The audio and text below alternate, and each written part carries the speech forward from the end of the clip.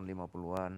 Sebetulnya angkatan 45 itu Anda kembali bersama kami di Forum Christian karena para narasumber punya semangat untuk bicara soal TNI. Saat jeda pun Anda kembali kepada kami lagi ngobrol. Pak Agus dah. Sekarang tadi soalnya sudah ngobrol ke Bu Kony. Jadi tadi konsepnya kekuatan pertahanan Indonesia. Itu saat ini definisi tepat dari tentara negara Indonesia gitu ya. Pak Agus saat ini melihat salah satu agenda tadi, perintah dari Presiden adalah melakukan transformasi pertahanan. Seperti apa kondisi kita saat ini? Tadi data-data sudah saya sampaikan sebelum kita jeda. Pak Agus dulu sebagai Letnan Jenderal Purnawirawan gitu ya, jadi mungkin bisa membandingkan kepada kami generasi kini seperti apa sih sebenarnya perjalanannya? Iya, mungkin ada hal-hal yang perlu saya klarifikasi. Apa sih ukuran reformasi? Terus kemudian kalau kita lihat di lapangan itu memberi implikasi perubahan-perubahan. Sebetulnya itu bukan perubahan.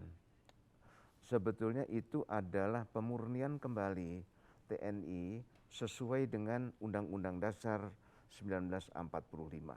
Kalau kita sadar tidak bahwa dalam UUD 45 itu tidak pernah ada mandat untuk melaksanakan fungsi sosial politik, dwifungsi, sisan kamrata juga belum dijabarkan. Nah, itu yang kita murnikan kembali.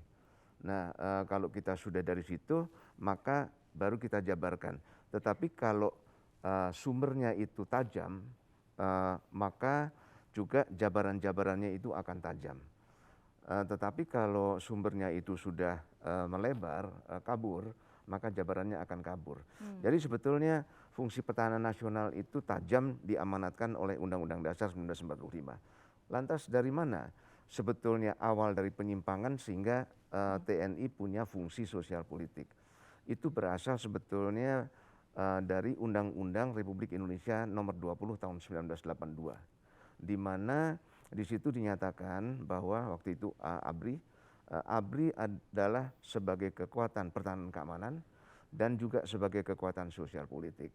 Itulah pertama kali dwifungsi diwadahi dalam sebuah dokumen peraturan perundang-undangan secara formal. Itulah sebetulnya itu yang pertama, itu awal dari penyimpangan itu. Nah, reformasi ini adalah untuk mengembalikan pemurnian kembali sesuai dengan amanat Undang-Undang Dasar 1945 gitu. Wah, jadi sebagai generasi saat ini Bu Kony, Mas Andi, saya coba cari pandangan dari dua narasumber lain. Itu tepatkah menggunakan istilah pemurnian? Kembali ke definisi itu. Oke, Bu Kony sudah siap-siap untuk jawab. Jadi saya kasih kesempatan Bu Kony dulu. Kalau saya melihatnya begini, bagaimanapun tentara itu, tapi sebenarnya sebelum ke situ saya mau ngomongnya Mas Andi sampaikan. Memang saya pernah bilang sama Pak Trisutri, kira-kira berapa tahun? 5 tahun lalu lah. Saya bilang bahwa TNI itu agak namanya mesti diganti kembali aja Angkatan Bersenjata Republik Indonesia. Jadi pride-nya itu beda, Angkatan Bersenjata, Armed Forces gitu. Itu satu. Tapi kalau soal pemurnian, saya melihatnya bahwa sebenarnya nggak usah banyak istilah ya. Yang penting begini aja lah. Tentara tuh apa sih basicnya? Dia tuh ada untuk apa? Untuk perang. Perang macam apa yang dia mesti tentukan? Operasi militer perang dan operasi militer selain perang, ya kan? Lalu operasi militer selain perang saat lahir teori itu sama nggak dengan operasi militer selain perang sekarang? Contoh, kita waktu menciptakan operasi militer selain perang belum bicara tentang ancaman CBRNE atau pandemik seperti ini. Nah sekarang sudah ada. Tugas tentara itu akan berubah. Yang tadi dikhawatirkan oleh Pak Agus misalnya soal dwifungsi. Saya banyak membaca sekarang dokumen yang memang mungkin agak beda dengan pandangan Pak Agus. Pak Agus kan American minded nih. Siap jenderal, ya kan? Bukan juga. Bukan juga. Saya UUD 45 minded. Oh, siap. Dan itu saya pertahankan. Oke. Kalau aku tuh lebih banyak dokumen, kalaupun mesti ada komparatif, itu lebih ke apa tadi Israel lah, Perancis lah, Itali. Di situ terutama Perancis dan Italia kalau dokumen-dokumen sekarang itu malah memperlihatkan bagaimana si militer itu lebih harus mendekat kepada sipil sehingga OMSP itu bisa terwujud. Misalnya kekhawatiran kita bahwa nanti kementerian lembaga terkait jadi malas karena TNI selalu ada pada saat-saat darurat. Misalnya pandemi, kok lebih sukses TNI yang menyukseskan vaksin dan lain-lain gitu kan. Nah itu memang mesti dijembatani. Nah itu yang menurut saya paling aman itu pedomannya ikut aja lingkungan strategis yang terjadi itu apa. Dan itu nggak bisa kita, saya lebih percaya sesuai tuntutan aja. Nggak usah sesuai kita sibuk mendefinisi. Berarti sesuai konteks ketika. Konteks ketika terjadi dan apa sih proyeksi ke depan. Contoh, saya merasa misalnya kita ini kejadian pandemik. Terserah dunia juga merasakan yang sama, tapi saya melihat kita kebobolan secara intelijen. Ann Taylor sudah menulis soal ancaman bioteknologi, ditulis tahun 2003. Dia sudah bilang 2017 sampai 2020 akan ada dunia dihadapi masalah besar tentang pandemi. Bayangkan 2003 seseorang dokter Ann Taylor bisa menulis itu. Artinya secara intelijen dia udah jalan dong, atau sedang menciptakan sesuatu kita nggak tahu. Nah itu yang menurut saya kita perlu TNI yang tadi mau pertama punya projection ke depan. Jadi nggak cuman berkutat kelihatannya majunya cuma setapak demi setapak. Tapi visioner Visioner. Oke, dan sangat bisa menyesuaikan dengan konteks masalah yang dihadapi oleh negara saat ini. Jadi nggak berkutat dengan ide terlalu banyak ide gitu. Kalau ini mesti begini terus kemudian undang-undang, jadi kayaknya agak terlalu ribet. Nanti malahan terbentur nggak bisa bergerak TNI-nya. Kalau Mas Andi punya pandangan yang sama, punya pandangan yang lain? Ya proses di dalam Kementerian Pertahanan Mabes TNI untuk terus menangkap dinamika lingkungan strategis kan dilakukan ya. Jadi biasanya proses rutinnya itu ya nanti bulan depan begitu akan ada evaluasi intelijen tentang apa yang terjadi tahun ini untuk disampaikan sebagai bahan rapim di Kemhan Mabes TNI kira-kira bulan Januari, bulan Februari. Ya, nanti Presiden biasanya datang memberikan arahan. Itu sesuatu yang rutin dilakukan.